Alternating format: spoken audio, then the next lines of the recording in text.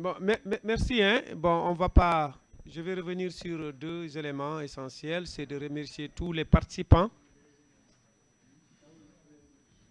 qui se sont déplacés, non seulement, mais qui ont apporté leur contribution.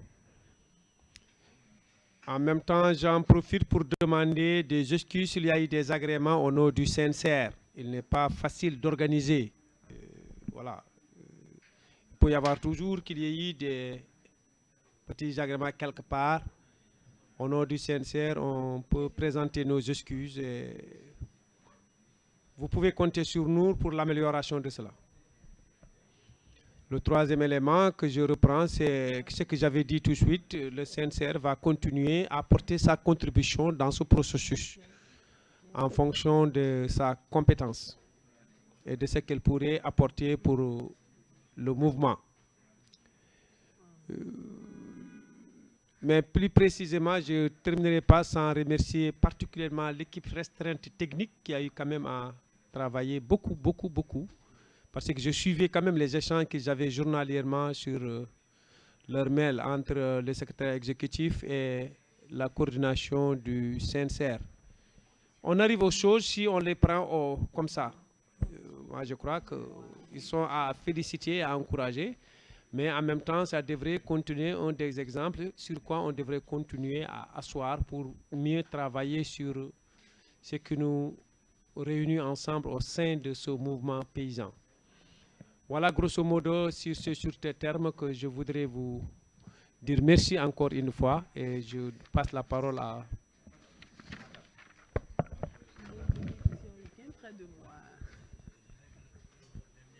Merci beaucoup.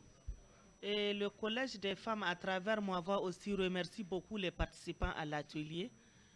Et on remercie aussi les techniciens qui ont dû certainement beaucoup travailler en amont pour la réussite de cet atelier.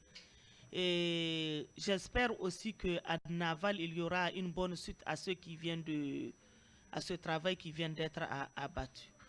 On remercie aussi les facilitateurs de l'atelier qui ont su vraiment bien coordonner les séquences pour qu'on puisse arriver à un tel résultat.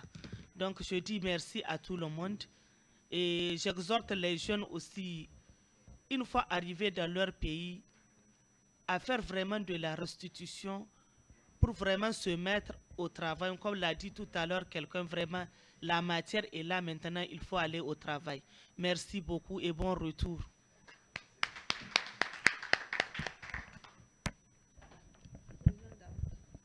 Merci à tout le monde.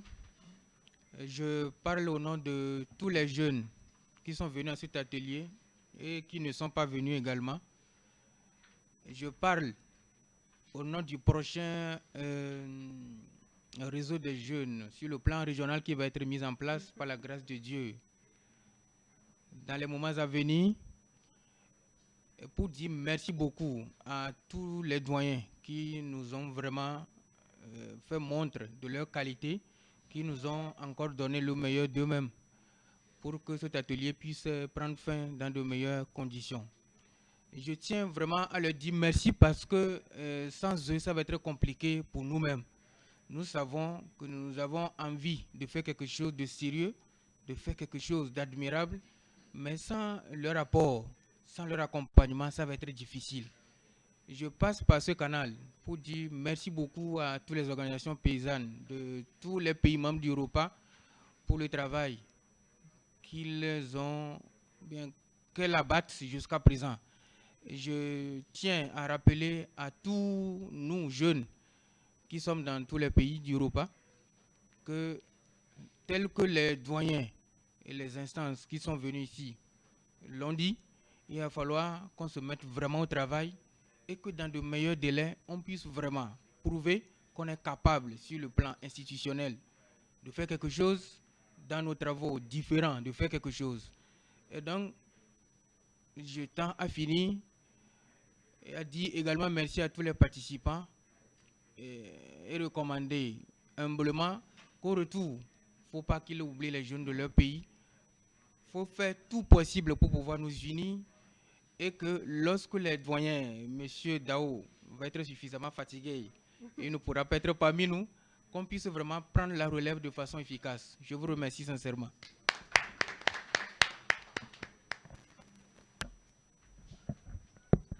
Bien. L'honneur me soit en cet instant de pouvoir clôturer notre atelier régional d'élaboration d'une stratégie d'insertion des jeunes. La préoccupation du repas, ce n'est pas d'éliminer quelqu'un. La préoccupation du repas, le constat a été fait que chaque année, il arrive sur le marché de l'emploi plus de 11 millions de personnes.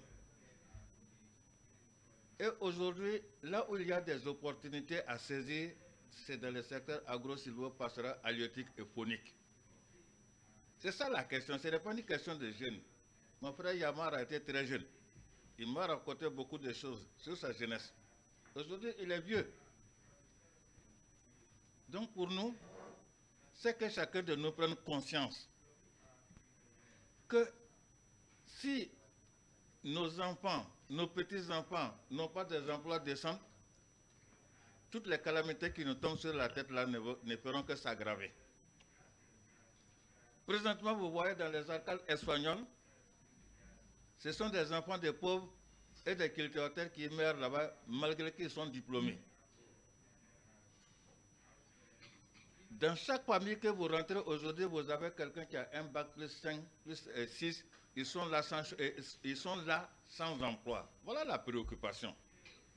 C'est comment on travaille à minimiser cette question. Nous nous disons, en termes d'opportunités, en amont et en aval de l'agriculture, il y a beaucoup d'opportunités. Ce n'est pas seulement la production végétale, animale et piscicole qui sont les opportunités. Comment cette stratégie doit permettre effectivement à nos enfants, à nos petits-enfants, à nos arrière-petits-enfants de développer des initiatives qui vont leur permettre effectivement de vivre dignement du fruit de leur travail, tant au niveau rural. Parce que aujourd'hui, beaucoup d'étudiants d'universitaires sont issus des familles paysannes. Et on sait aujourd'hui, sur le marché de l'emploi, avec la corruption qui y est, 80% de ces enfants n'ont jamais accès à des emplois décents. Voilà la préoccupation tout simple du repas.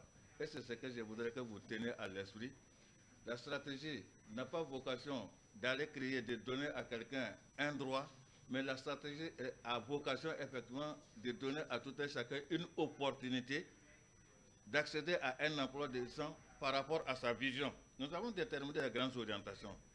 Qu'est-ce que le repas fait? Le repas est en train d'élaborer. Sa finalité, c'est d'arriver à faire un plaidoyer, tant au niveau régional, au niveau des institutions d'intégration, la CEDEAO, l'UEMOA, le CIS, pour que cette stratégie-là puisse être prise en compte. Parce que si nous nous rappelons de 1960 à aujourd'hui, ceux qui ont traversé les temps comme moi, on est toujours dans le secteur informel. Mon grand frère Samba a dit qu'il s'est installé ici depuis 1970 en tant qu'agriculteur. Est-ce qu'aujourd'hui, il a un statut? Il n'a rien. Mais lui, il travaille aujourd'hui à ce que nos enfants, vous et nous-mêmes, que vous ayez quelque chose qui vous permet de vous valoriser. Parce que le problème est plus complexe. Quand on parle de l'exploitation familiale, c'est une entité. Une entité qui appartient à plusieurs personnes. Ça, il faut l'avoir à l'esprit. Moi, je suis né à Bobo-Dioulasso. Notre exploitation était à 7 km de Bobo-Dioulasso. Et quand j'y étais, j'ai vu seulement que c'est mon père qui y cultivait. Et moi, je l'ai rejoint.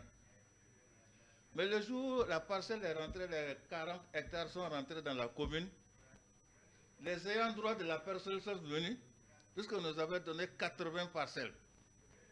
Mais sur les 80 parcelles, nous-mêmes qui exploitons là-bas, on n'a eu que 14. Ça veut dire que la terre est une problématique sur laquelle il faudrait qu'on agisse pour réguler et permettre à tout un chacun d'avoir accès au foncier. Ça, c'est la question fondamentale.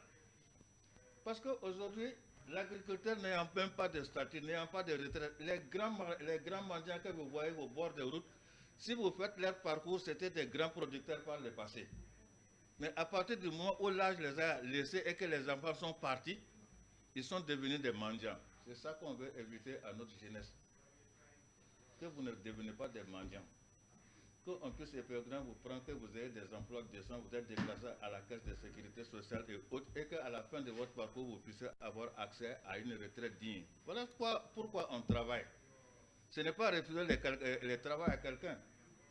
Il y a quelqu'un qui l'a dit ce matin, ou c'est hier, vous allez donner, c'est Ibrahim Koulibaly qui l'a dit hier, vous allez donner 20 millions de francs à un agronome, il va aller s'installer, mais c'est la famine qui va le tuer.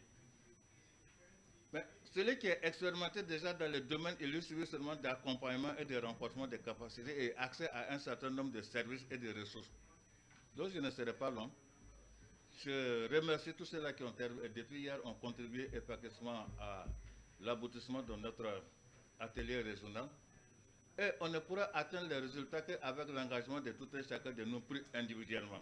Que ce soit Yama, que ce soit IPA, que ce soit l'Europa, mais il faudrait aussi que nous disions, nous avons notre part de responsabilité pour que la stratégie aboutisse.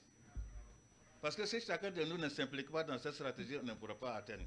Donc, au nom du président du conseil d'administration de l'Europa, empêché, et je tiens à remercier très sincèrement les modérateurs qui ont été Sissoko, Yama, et toutes les personnes ressources qui ont eu à accompagner et à modérer cet atelier, et tous les leaders paysans. On a invité 5 leaders paysans autour de la table pour accompagner la réflexion de la jeunesse. Il n'y a que 5, c'est moi, Samba, David King, Moussa qui sont là. Sinon, nous sommes 15 au niveau du pays. Donc, je vous remercie à tout un chacun et je déclare clos notre atelier régional d'élaboration de la stratégie d'insertion des jeunes en milieu rural. Salam alaikum wa rahmatullahi wa barakatuh.